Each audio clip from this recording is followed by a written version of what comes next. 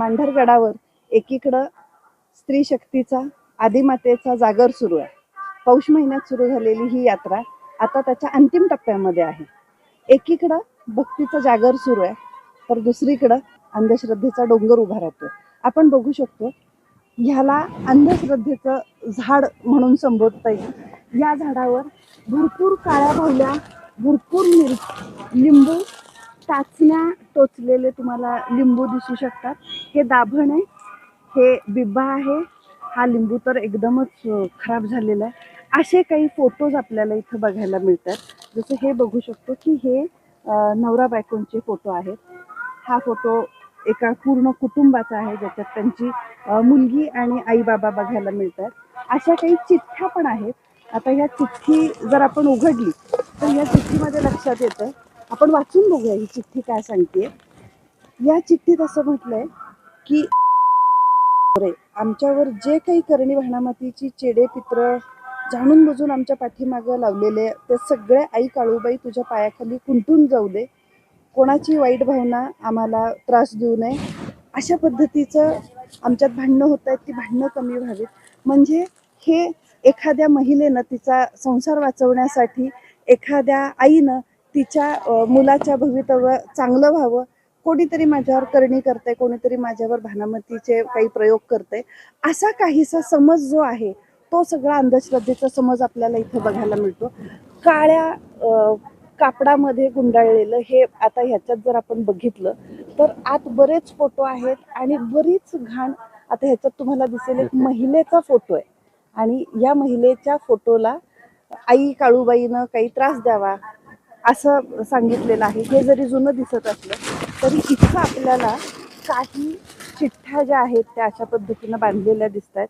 हे अगदी ताजं कोणीतरी काहीतरी लिहून गेलेलं आहे. आपण प्रयत्न करूया ह्या चिठ्ठीमध्ये काय आहे ते वाचण्याचा.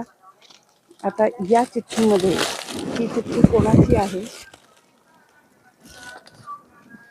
कांचनला फक्त गणेश दिसावा, गणेश दिसावा. कांचनला गणेश भेटायची तडफडली पाहिजे. कांचन आणि गणेश हे एकत्र येऊ देत. 2 दिवसात कांचनने स्वतः गणेशला फोन केला पाहिजे. म्हणजे हे कोणाच्या तरी प्रेमाचं प्रतीक सुद्धा आपल्याला इथं बघायला मिळतंय. म्हणजे हा गणेश बहुतेक कांचनला भेटत नसावा आणि त्यासाठी देवीकडं या पद्धतीनं, म्हणजे कुठल्या तरी तरुणीनं तिच्या मैत्रिणीसाठी मांडलेलं साकडं आहे. अशा आपण अजून चिठ्ठ्या बघू शकतो. आता ही एक अशीच ताजी चिठ्ठी दिसतीये.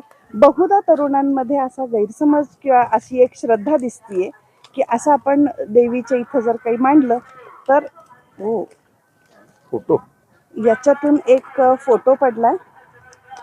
चिठ्ठीत लिहिलंय की फक्त नवरा नवरा करावा, माहेरी जायचं कमी करावं, सांगेल ती गोष्ट ऐकावी, देवाला मानावं, घरामध्ये लक्ष असावं.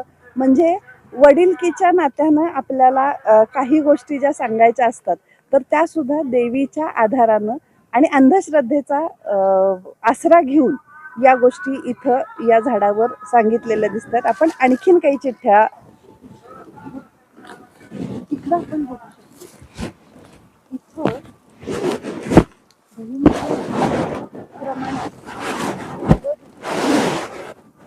कोगळा दिसतो आणि कोणीतरी ताजी कशाची तरी पूजा केलेली आहे असं एक अगदी चित्र भयंकर असं दिसतं. लोकांनी अशा पद्धतीने पूजेचा घाट घातला. अंधश्रद्धेची ही बाजू खूप पुढारलेल्या महाराष्ट्रात, पुरोगामी महाराष्ट्रात ही बाजू दिसणं. आपण इथं अजून एक बघू शकतो. हे कुठल्या तरी महिलेचा ब्लाऊज आहे. असं मानलं जातं की जर आपल्याला एखाद्या महिलेला त्रास द्यायचा असेल तर तिच्यावर जर करणी करायची असेल तर आपल्याला तिचे काही तिनं वापरलेल्या वस्तू गरजेच्या असतात आणि हे त्याचाच एक भाग आपल्याला बघायला मिळतोय. इथं तर कोणीतरी वापरलेलं अगदी नेलपेंट सुद्धा ह्या पुरचुंडीमध्ये बघायला मिळतंय.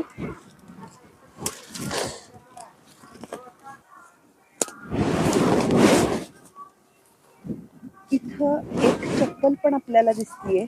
ही सुद्धा चप्पल कुठल्या तरी महिलेची आहे.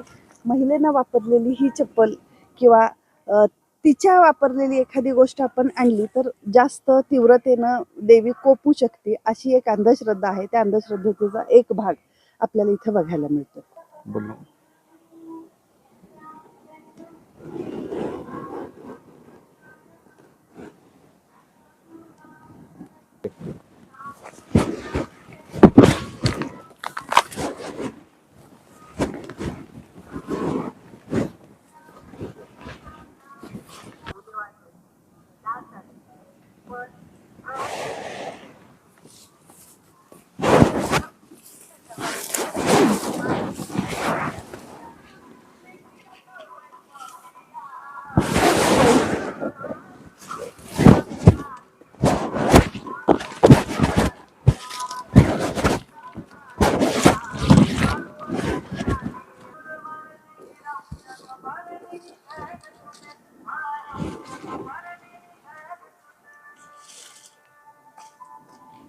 आता ह्या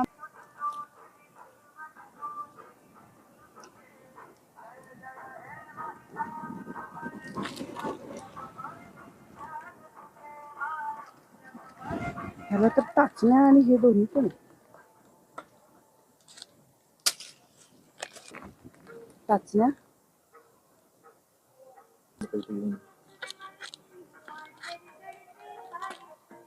ते हे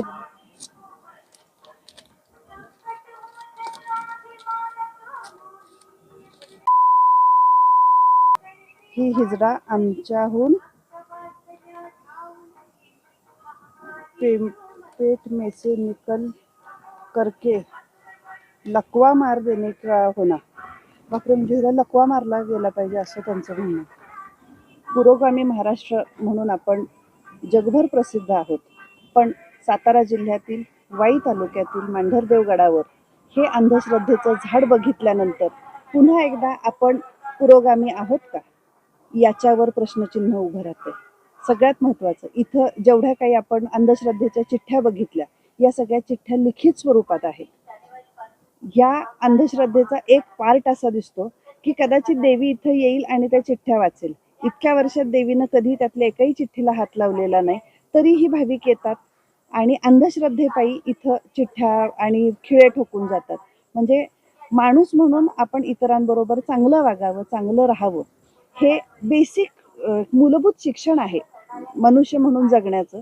पण त्या शिक्षणाला सुद्धा कुठंतरी गालबोट लागल्यासारखं दिसतं.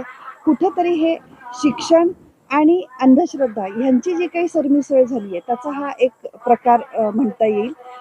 आपल्यापेक्षा कोणाचं तरी वाईट होऊ दे, कोणाचं तरी वाटोळं होऊ दे, ही भावनाच मुळात इतकी खेददायक आहे.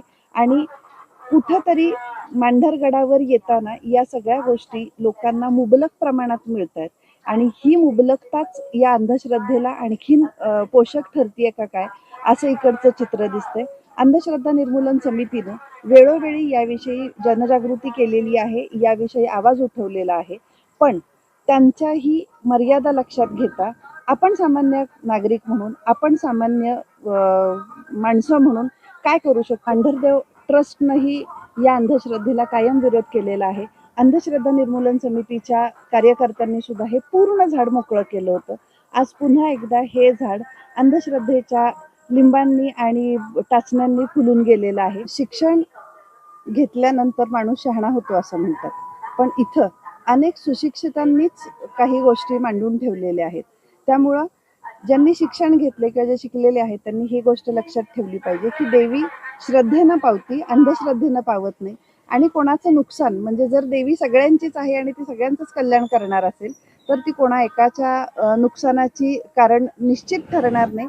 आणि देव तुम्हाला आशीर्वाद द्यायला असतो, तो तुमचं कधीही संहार करण्यासाठी नसतो. किमान शिक्षण घेतलेल्या या अंधश्रद्धा बाळगणाऱ्या लोकांना एवढं जरी समजलं तरी मला वाटते देवीला इथं येण्याचं आणि देवीचं दर्शन घेण्याचं सार्थक ठरेल. प्रगती जाधव पाटील, तरुण भारत डिजिटलसाठी, मांढरदेव.